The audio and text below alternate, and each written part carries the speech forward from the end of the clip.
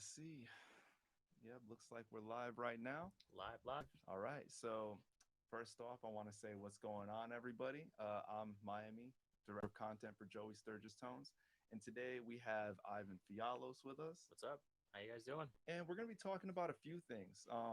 Maybe not exactly what you might have known from the thumbnail, but Ivan's done some work with Jason Derulo. But what you guys would probably really be interested in is the fact that he came up in the metal scene much like I did. Yep. We're not that much different from you. Yep. And uh, a lot of things will happen.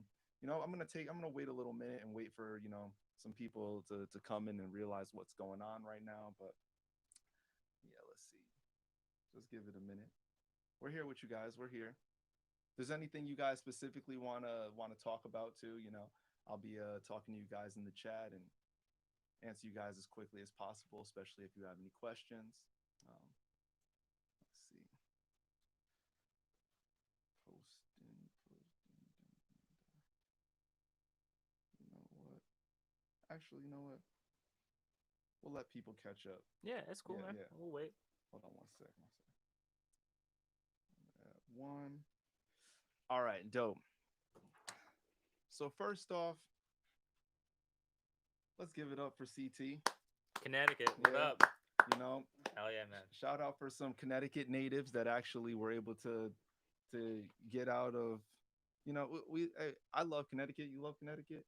I love the green. I love the nature aspect of it. But yeah, I mean, like, that's why we're here in LA, right? Yeah. Because we needed to change. And I feel like being there for a good amount of time, pretty much all my life, I was like, all right, it's time to, step up and do the whole Joel Wanasek thing.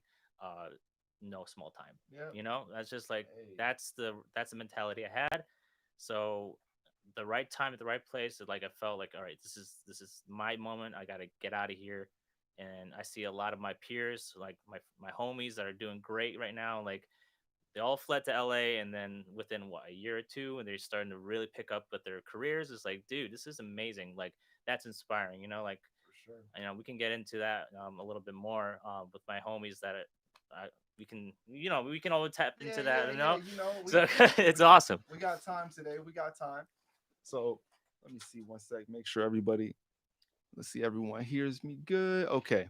So I guess the first thing that I would ask is, what would make you even transition to doing something other than the first thing you started doing? Like, if you liked metal, how did you even arrive to coming into something else?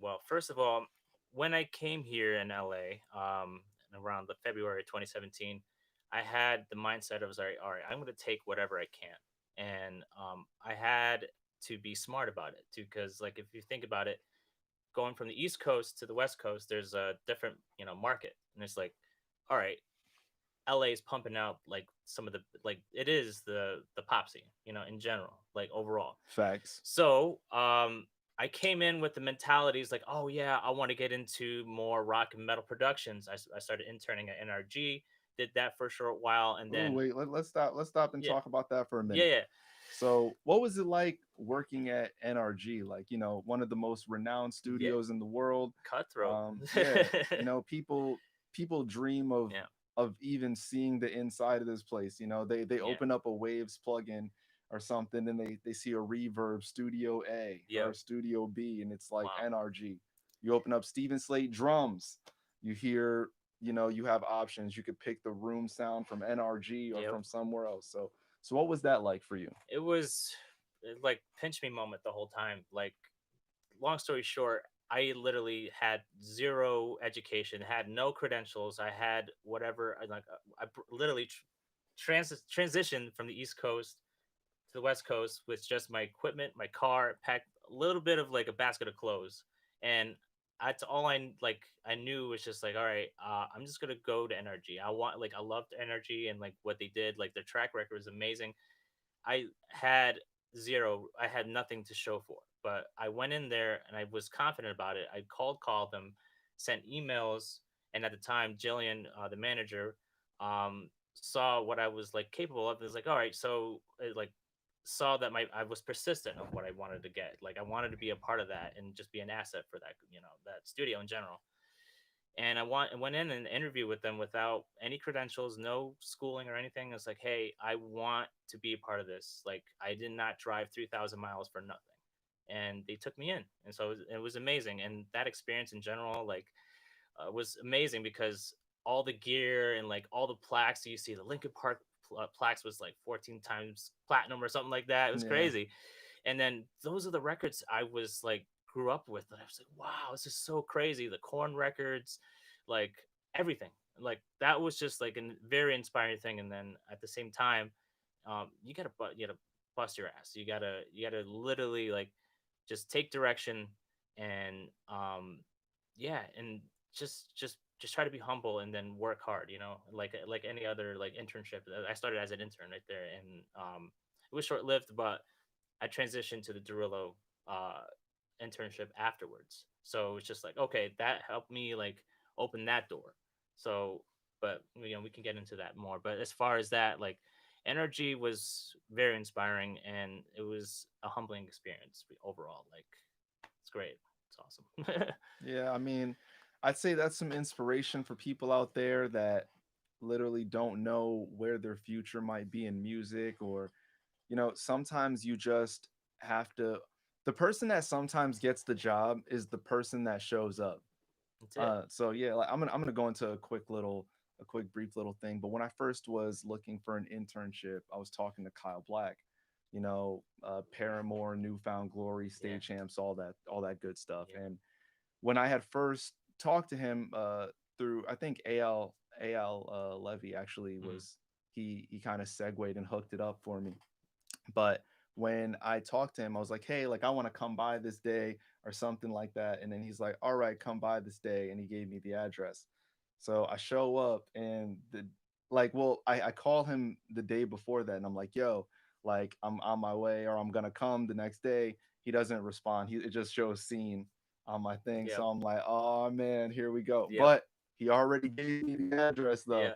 So like I pull up, I'm outside, I'm banging on the Yeah. door for like 10 minutes. He comes out and he's like, hey.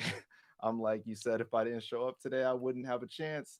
It's like, so here I am. He's like, I did say that. And that was kind of like how that situation started for It's me. awesome, So man. yeah, like sometimes you gotta be hungry for it. That's it. Um, and since we're talking about hunger, let's kind of talk a little bit about your upbringing that even got you hungry for working on music in the first place.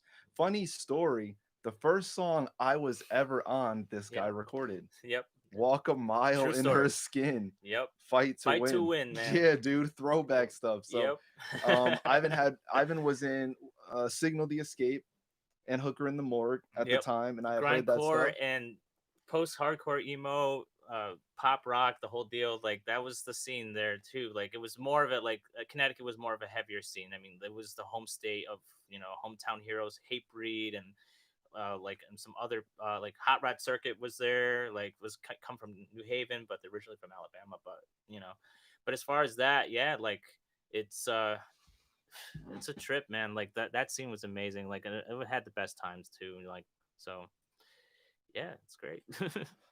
Yeah, man. I'm trying to remember exactly where I was going with that. But I remember. So that was the bands that you were in, but the stuff that you worked on, like what did that do for your work ethic in understanding what it was going to be like when you came out here, and how does it differ from working with those kind of bands to working with the kind of stuff that you do now or Yeah, that you've done recently? Like, yeah. well, what's the transition, or what is that like? So the transition is pretty much taking like local projects and steer them to the right direction and try to like help them as much as possible to polish their songs as much as you can, as much as you're able to.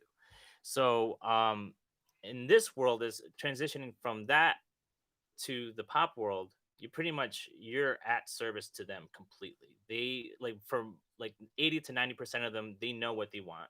You got to cater to everything that they want. Like you're slow, they gotta start like barking at you, stuff like that. Like, but you have to have your workflow and like your proficiency has to be on point. That's pinnacle difference as far as being able to go from helping local bands to going like pro, completely pro, and like because the artists know what they want. And it's not just them. You also have to be in a room with producers, writers, managers, the whole nine. And that's another thing. It's a lot of pressure, but you got to hold your own and just stick with it, and then just do your job, and then just completely like cater to the artist as much as possible. So that's pretty much the overall consensus of that. So Yeah. And what is that track count looking like in comparison? When you're working on like for example, like let's say you got some metal band. Let's say even you got a polished metal band. mhm. Let's say they like the quad track. Yep, You got all your drum tracks, 20 tracks there. yep, you got your bass tracks, tons and tons of layers, yep. synth, this, uh random elements, reverse swoop here, glass shatter. What does the track count look like when you open up a pop session Hundreds, versus that? hundreds of vocals, hundreds. Like it goes like it's crazy. Like every harmony gets quad tracked. Like as far as like with especially with Jason, he literally layers the hell out of everything, like quad track and like left and right sharp all the way up, and then just completely stack and stack and stack and stack. So like just the really that's how you get the that clear, you know crisp tone of a pop vocal, and then I like that was a privilege for me to like see that from the beginning, like when I started from there at their camp, to see how the whole process gets done. And it's crazy, like it's mind-blowing because it's all vocal concentrated, because if you don't got the vocals right, you don't got a song as far as pop is goes, as far as that. Yeah, I think there's a big misconception for people in the metal scene because they seem to think that it's so much harder to record a metal song than it is to record a pop song. And I can see where that might come Yeah. from, where, okay, if you're doing blast beats at, 300 beat, you're like, you're Yep. doing this and you're literally time aligning everything and using Beat Detective. But I don't think people realize, like, when you open up a pop session, that it might not be the same things, but the track count can be real similar. Yep. Yeah, Yep. so Definitely. that's definitely something to take into account. Yep. So I guess another thing, what is it like? Well, this is another thing I think Yep. is interesting. In a studio, when you're working on a band, you usually got like your main person, you got like a producer, maybe Yeah. you have an engineer, Hmm. and maybe there's an intern laying around. What's the team look like on a for a pop juggernaut like Yeah. Jason Derulo? Um, if the manager's there, he'll definitely stay and overlook the sessions. But you have that, you have the songwriters, you have the producers, and you have like as far as the producers, it's crazy and it's very inspiring. You have young cats literally with their laptops plugging into the SSO, into the eighth inch, and they go in and they just like Jason was like, "Oh, I want this vibe. I want a very like, very hopeful type of vibe, or whatever he wants, And then it's like work on that. Or do you have anything on catalog that you have written to show me? And if he wants something that's built from the ground up, the kid will do it, and he will do it on the spot. And then in those cats, the amount of amazing talent that I've seen can pull an idea, a first draft, literally within an hour or two, maybe less, depending. Like, it's like, all right, cool, but and you have maybe he would work with another producer. It's like, here, work on this. But as far as that, you have the writers, you have the producers, and then you have the engineer, the guy, like to really just put everything together as far as that's concerned. So, but yeah, that's basically the basic format. When it comes down to writing camps, that's another thing too. Say for instance Jason wants to put out a lot more songs in a short amount of time, he would book out the main studio B, and another room that he can just have another producer work in there, so they have a writer, producer, and an engineer to work on each one.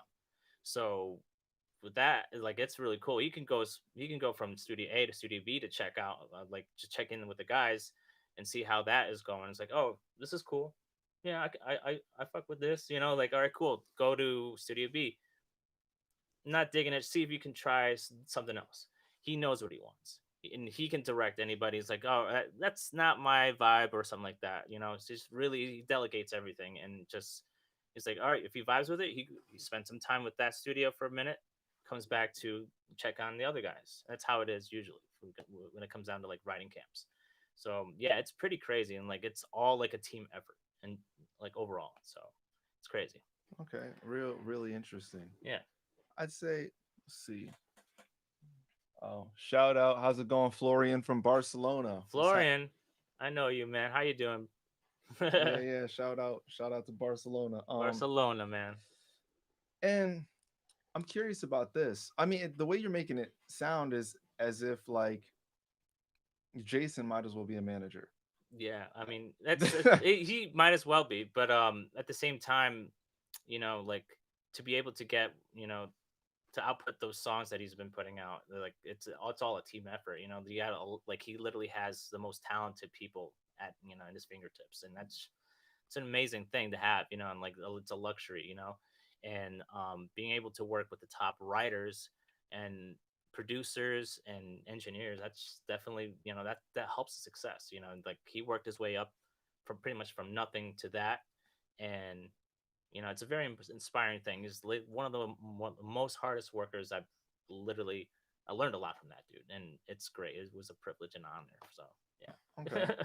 So, what is one of your favorite moments ever that you can recall from working with him?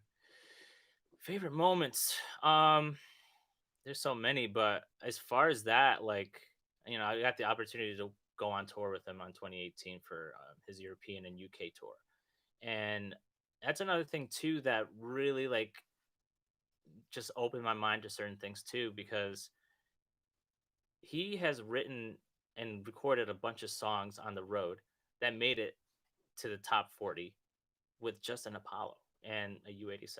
Just like they have a small little rig, and that's it. And that's like makes you think of like, yeah, we can like look at all this gear that's around, and it's like, but if the music and the talent is not there, sometimes it's just like all that doesn't matter. It's just like if you have the ability to just press record and on a decent like signal chain, that blew my mind. That's one of my favorite like whole like it's one of those moments that I was just like, damn, dude, like he literally just recorded a hit song on like three different like hotel rooms all over this place when we're on tour. So it's just like that was a mind blowing like experience. On top of that, so it's like some like it's all about what you want to be able to put like put your mind into. Like you don't have to get crazy with the gear, but if you know how to use your DAW, have some sense of like at least know signal flow and everything, you can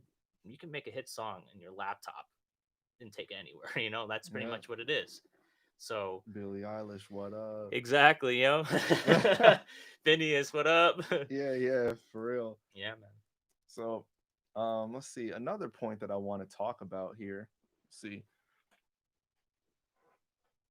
What was the story with the samples, splice, and output arcade? Hmm. I'm not sure what he means by that. I'm not sure either.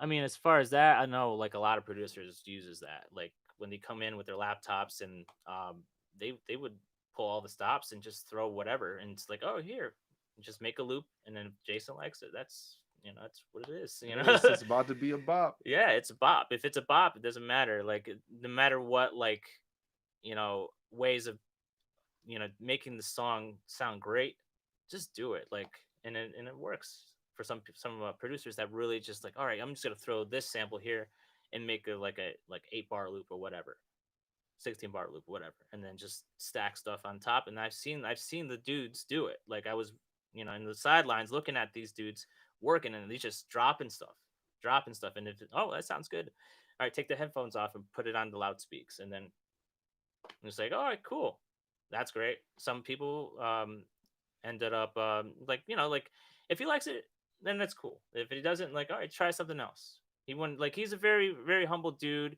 Yeah, he's a celebrity, but he definitely is a very understanding person, and will help just take credit, like not, I'm sorry, just being able to like, respect your workflow on top of that, but you also have to be quick and you know respect this time. Of course, that's Yeah. pretty much when it comes down to it. So Yeah. yeah. I think this is all super interesting information to everybody. How's it going, Brandon? What up, Brandon? Glad to have you here, man. You know, I guess now I'm gonna talk about something kind of depressing. Ooh, let's hear it. So, because I hit this point when I was in Connecticut working on bands and being in a band and all this. What was the moment that you like realized this shit isn't gonna work? Oh, did I say my bad? Can't We can't curse. Oh, I think hell is as far as we can go here. Okay, my fault. I dropped the F bomb. Oh, he said clicked immediately. I saw the title. Okay, Okay. dope. So yeah, what was that moment that you were like, hey, like this isn't working, Yeah. like this is not gonna this isn't gonna do it for me and what I want to do in my career? Because I think that being able to kind of pinpoint that moment might be able to help others understand, like, oh wow, that's where I am right now when it's time for a change. I was there too. Like everybody had like that moment where, damn, like I want to progress in what I love doing. Yeah, And sometimes, I mean, nowadays you can if you really, really like just. I mean, it's hard sometimes to be able to stick into one area and try to make the best of it. But like where I'm from, it's hard. I feel like it, man. Like that's why yeah, it's like yeah, you know like we do the best we can to try to make like and sometimes like long story short like in the Connecticut scene in general like there's a very small like scene and sometimes it's a very competitive one. That's like when it comes down who's gonna break out of Connecticut, who's gonna do this and all that kind of stuff. It's just like but I just like all right, so I see my peers, my homie Dylan Taylor, who I was in a band with, Signal the Escape, Mike yeah. Nairn, who is now the guitarist of Panic the Disco. Crazy. I never stole your riff. No, I'm man, messing with you, dude. Congrats for that, dude. love that man. That's Like, literally check insane. out his So new proud of stuff you, too. man. Yeah. He has stuff coming up. But as far as that, I saw them progress. That those dudes grinded out like literally. Like Mike has been in every band, toured, has the like a track record. Yeah. Dylan Taylor came out. He's an amazing drummer, and immediately started working with Wes Borland for his side project stuff, and then advanced to 30 Seconds to Mars, and then teching for them. And it's just like, dude, what? Like, Yeah. mind blown. I want to be around those people. I want to be around like-minded people on the same wavelength, and then just be inspired by them, like that's just like what, dude? Like it's crazy. You don't hear that kind of stuff back home. Yeah. It's a rarity, but it's definitely like it was definitely like a motivating thing for me. Just like, all right, let's take risks. Let's let's do the damn thing, shoot your shot. Like what Yeah. the fuck, man. I'm sorry. Beep. What the beep. Sorry Oh, about that. oh, Joey wants to talk. Um, any special mic techniques being used for Jason's vocals, like the pencil trick, cloth burst, metal pop filter, etc. So Um, how is he getting his vocal sound? We were gonna get back into gear in a sec, but go. yeah. Yeah, yeah, Yeah, so it's pretty he has I think a modded C2, but it was just like it's a tube condenser mic, C12, I'm sorry. With a pop like a really regular mesh pop filter. That's it. And then going through he has a CL1B compressor. classic, y'all. That's a Yeah. new classic. Yeah, seriously. And then a BAE 1073 clone. That's it. And then going through, the monitor system, uh, SSL duality. We barely use SSL. It's just there for looks, pretty much. But we use it when we have live bands in. But that's pretty much it. It's just pretty straightforward. Just get a good signal flow, and just gain stage, of course. And yeah, like and everything else, like it's controlled by the DAW. We have like pretty much use most of it's all wave stuff, and like And yeah, And I of was course, some Joey Sturgis Tones plugins. Y'all know what oh yeah, yeah. No, I'm. I Ben Hogarth, who is my mentor and a good friend of mine, is his personal engineer. That's his guy. I showed him Clip, JST Clip, for all the stuff that like Dave Pensado was using at like I saw like a video of it. It's like this is awesome. We tried on 2 tracks and stuff like that. I showed Ben. It's like this is awesome. Like yeah. So I just showed him the clip situation, gain reduction as well. Yeah. You know, coming from a metal background, I was like, all right, this is cool. I'm glad.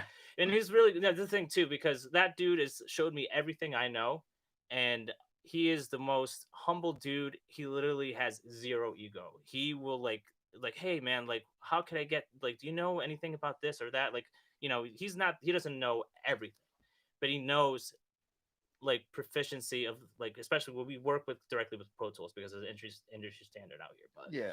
But Reaper Gang. You yeah. know what it is. Yeah, yeah, Reaper, dude. No, back to But Pro yeah, Tools. no, it's just like he's a very open-minded person. Like if he gets stumped on something, he asks me certain things too, and like we just help each other out. You know, that's the thing that is a rarity too, because some people are in it for themselves out here and like just want to just continue doing that.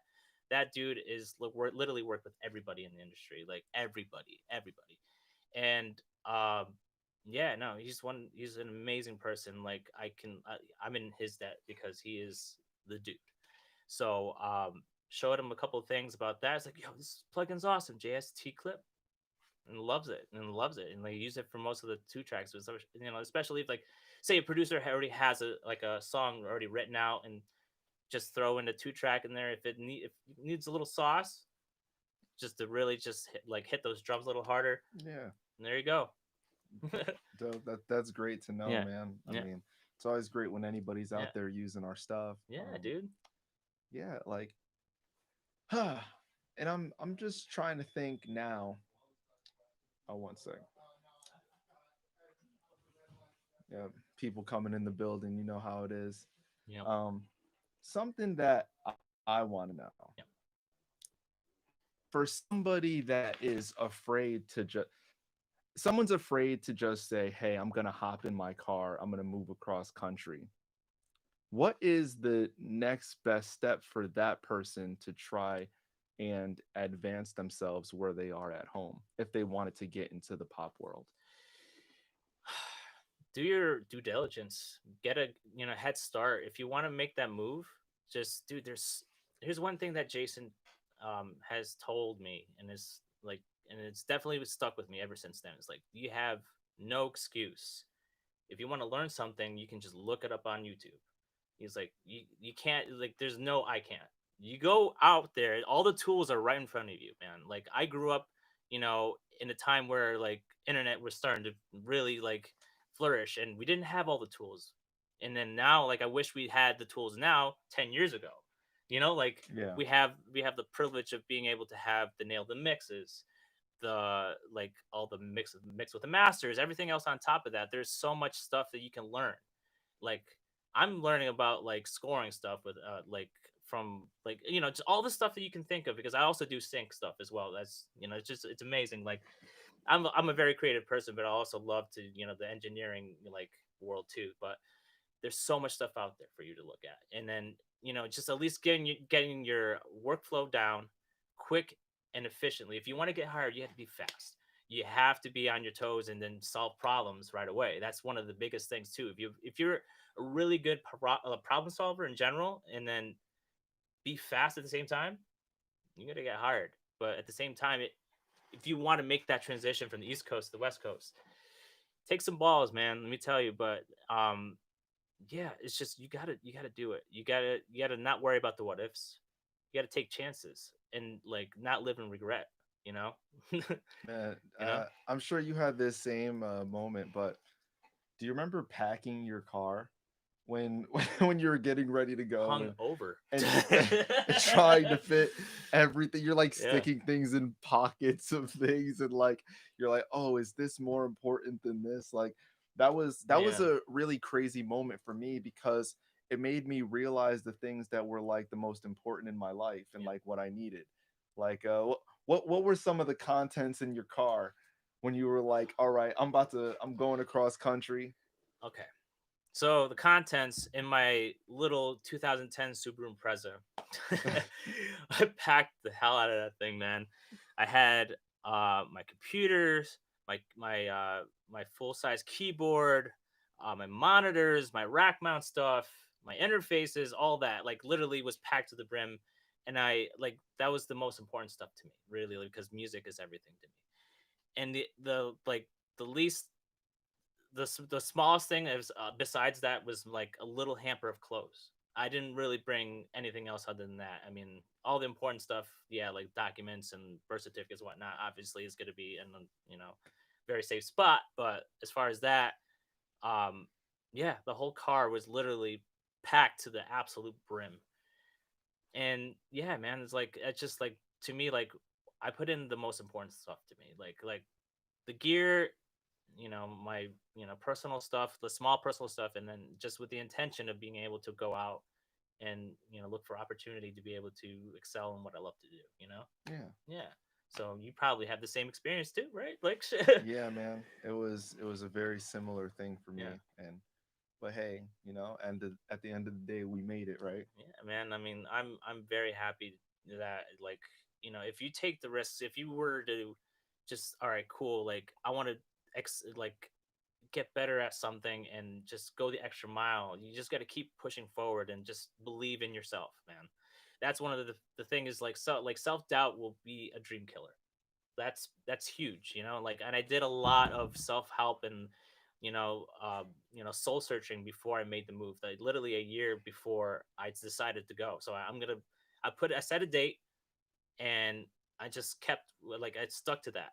All right, so for that whole year, I did a lot of self help books. Tony, uh, what's his name? Tony, I know who you're you talking know what about. I'm Yeah, saying? yeah, yeah. Gary Vaynerchuk, Yeah, the whole nine. No, so just to really just open my mind and stay positive, and then continue to work hard and yeah, that's like the basic thing for me. It's just like if I'm gonna go out there, I know things are not gonna go the way I would expect them to, because from your experience and my experience, we've talked about this before. Like, yeah. damn, dude, the first year was hell. Like, Man, oh my god, man, like, barely making it, like barely have any cash in LA. Like what, 2K was nothing, dude. Like I that's bro, nothing, dude. I I was so messed up, man. Yeah, Like the one thing, if you're ever if you're ever planning on moving out here, just always check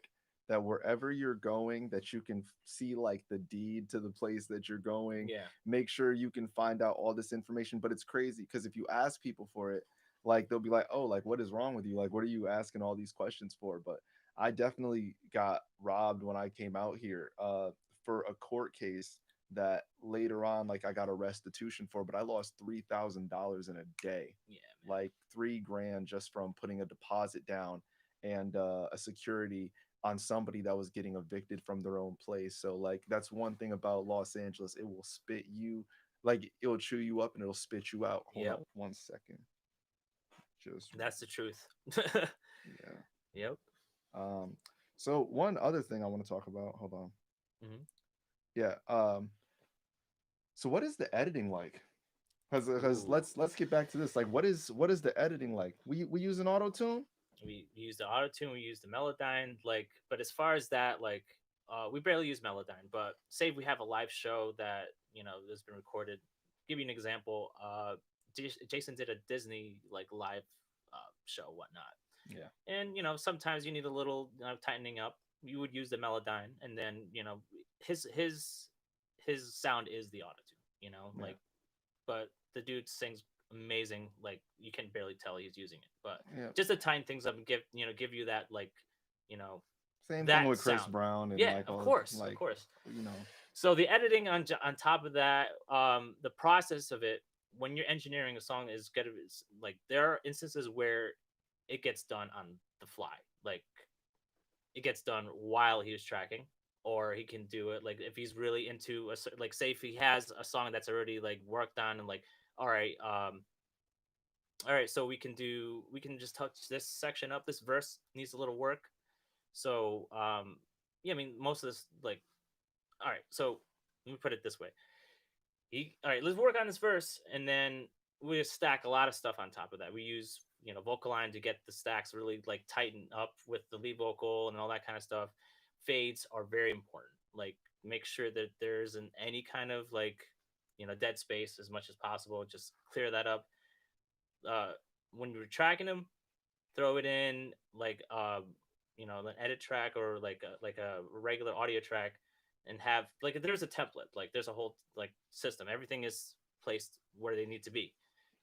So as far as that, there's like just being able to make sure that's tight, and it's like the groove is right, timing's right. Yeah, it's pretty simple, but like when I first went in and saw Ben work with him, he does all that on the fly. Literally, like, oh, here, done. It's like, oh, he was a little off on here. Like, all right, doesn't matter. Done, done. Like that. Like that. It's all a snap of a finger. He does it in like literally blinking of an eye. It's amazing. So that's pretty much it. That's like as far as that, it's getting everything literally tight, and that's not much to it. Other than that, the vocal line and auto tune, yeah, Yeah. that's it. And let's see. It was another interesting thing that name some things that people should never do if they get to this point that they have the opportunity to go intern for somebody. Yeah. What are some things they should never do if they want to keep their job? Wow. So that one is just to be just you have to take direction. If you That's one thing. Like don't go do your own thing, and you have to follow their procedures, and at the same time just listen and do what you're told on that situation. Like that's a very important thing to do, because if you take direction and fast and you're fast and proficient, that's all it takes. And just try not just let them trust you too. Like that's another thing, being a good hang. And Yeah. yeah, that's it. Like that's just be yourself, just be humble and work hard, positive. There's like that camp has been an absolute pleasure to work in. There's a lot of happy people, a lot of like good, hardworking people. And it's just being, just be nice, be cool, just don't be a dick. That's Yeah. another thing too. Like, oh man, there's a lot of people that came and went that just didn't stuck around because they either didn't appreciate the opportunity of being in that realm. So it's just do your thing and just work hard and be cool. Yeah, I'm gonna tell a pretty funny story. And this isn't one like this is a story I heard because there's a producer named Brody Brown, who is Bruno Mars' main engineer, Yeah, well, producer, yeah, his main producer, yep, and also like he produced Adele and all this stuff, and he's in the building sometimes. And he tells the story goes like this, they're working on a track. There's an engineer there, and they're everyone's drinking, they're having a good time, yep, there's a whole party, yep. like there other person's cutting vocals in the room, everyone's in there like hey, and like at one moment the engineer's like this ain't it. Oh my god. And they're like what did you just say? It was like he's like yeah, like this ain't it. He's like I'm just not feeling it. The engineer said that. Yeah, the engineer said this. No, I'm not gonna say what happened at this moment, but like the story go well, it was it was pretty Wow. crazy. I literally don't even want to repeat what happened to that guy. No, that's definitely an example of not like what not to do. Like, damn. Like, I'm. You know what's crazy? Because I've seen a video of I think it was like ABC or NBC interviewing Bruno Mars, and I see the engineer. There's like, you know, Bruno Mars telling the engineer to do something. It's like, give me that sauce right there.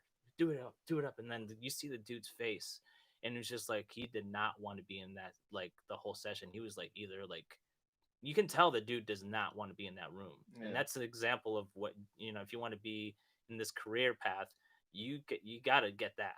mentality out of your head, Yeah. because just like I saw that, it's like, wow, dude, this dude looks like he just don't want to be there. And but you gotta, you gotta do your thing. Yep. It's crazy, dude. Your opinion is not wanted or warranted or Yeah. asked for. Nope. That's one thing. Unless they ask for it. Yeah, Yeah, that's it. Like, and lie. At that point, just lie and everything's fire. yeah. Oh, you it's killed it. That track was great. yeah, that's why, like, this realm is it's very cutthroat, man. You just got to be at service to the artist completely without question. Just do your job, be Yeah. fast, and just make them happy. Like, Yeah. don't waste their time, because time is everything out here. Like, everything's fast paced. And another thing I want to mention is out here, it's an extremely small world. Like, there are, well, everyone at some point starts knowing each other. So if you become known for doing something, all it takes is you to do something wrong one time. You could do things right a million times and no one will ever say thank you. But you do something wrong once and it'll stick with you forever. Like, there's a lot of stories like that. So that's definitely something to talk about, Yeah, or, absolutely. or to think about, I should say. Yeah, So, really random question here. yeah. What is up with Jason and TikTok? Like, what is going on with that? Well, I, I'm just, hey, I'm just curious.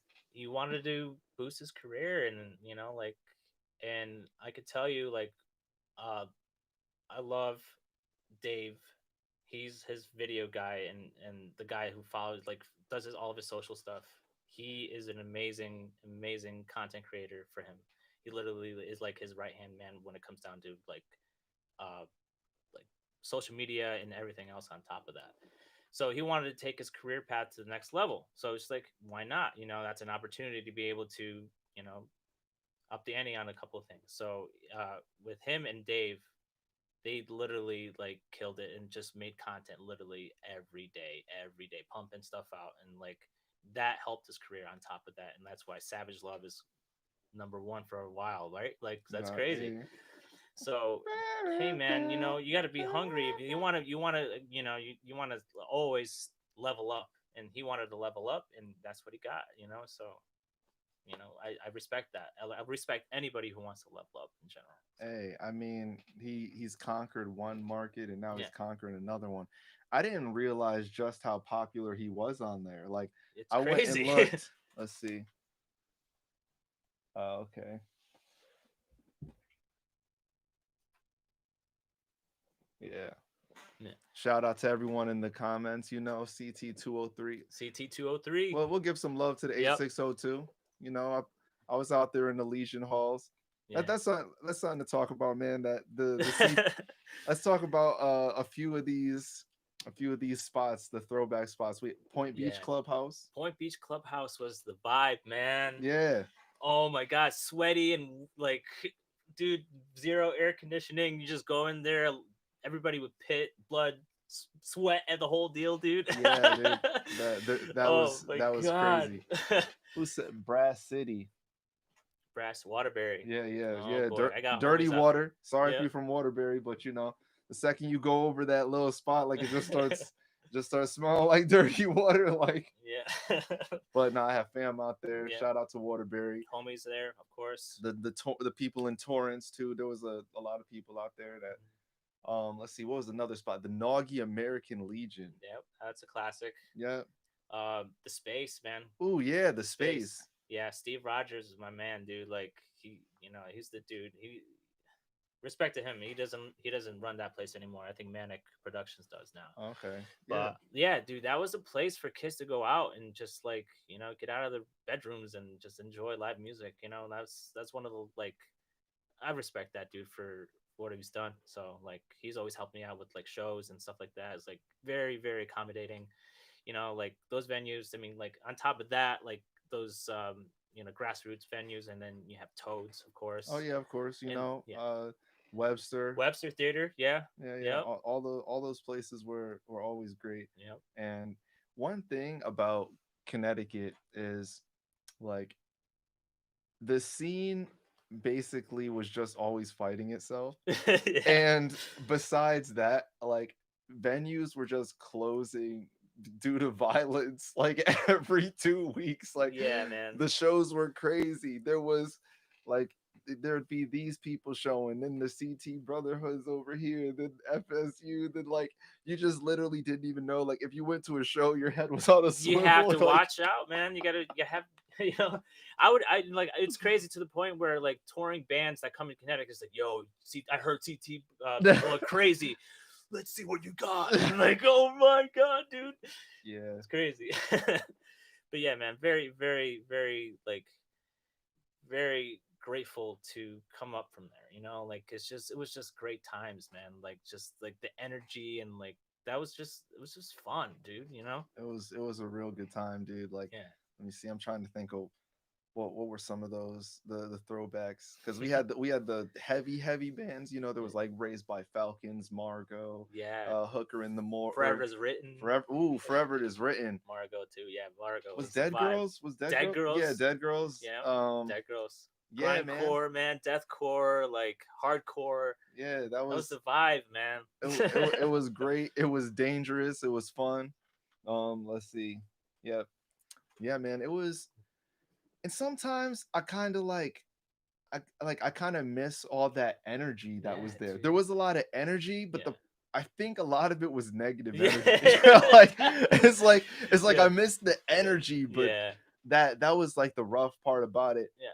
I don't ever feel like people were like lifting each other up there. Yeah. That's And the I only thing about it, I man. think a big part of that is what made me realize, like, hey, like, it's time to get out at some point. But don't get me wrong, I had a lot of fun, and I was in Fight to Win, Show Me the Skyline, Yeah. Highlight of the Night, The words we and use, man. the words we use. Yep. Like, a lot of bands. There was a lot. Like, that's when you were in the scene a long time, when like you could put on your whole hand like Yep. every band you were in, That's right, and you man. were in them for a while too. Like, they weren't just like a Yeah. couple weeks here and there. Yeah.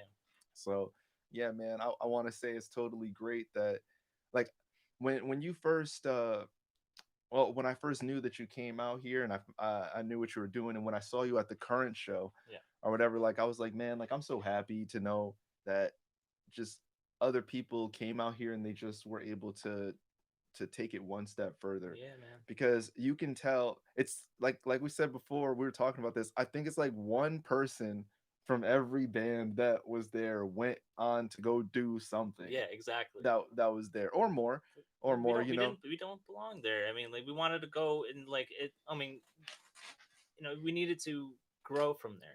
Yeah, It's just like take things to the next level, and that's the mentality you need to have when you want to move forward and level up. So yeah, man. So yeah, dude. definitely about to be signing off here, but just want to say thanks to everybody that tuned in. Yeah, it's an honor. Thank you very much. Make sure to stay subscribed for more content like this, and hit that notification bell so you can be aware when we put out new content. Other than that, see you guys next time, and happy mixing. Take care.